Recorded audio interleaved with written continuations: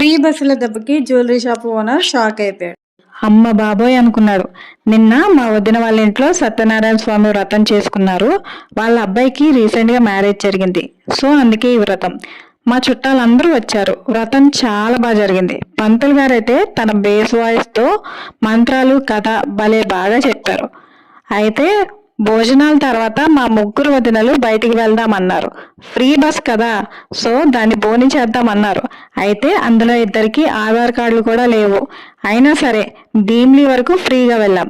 మొత్తం ఫుల్గా ఎంజాయ్ చేసాం. మా వదిన అయితే అందరినీ ఇమిటేట్ చేస్తూ, మెయిన్గా నన్ను ఇమిటేట్ చేస్తూ రోజంతా నవ్విస్తూనే ఉంది.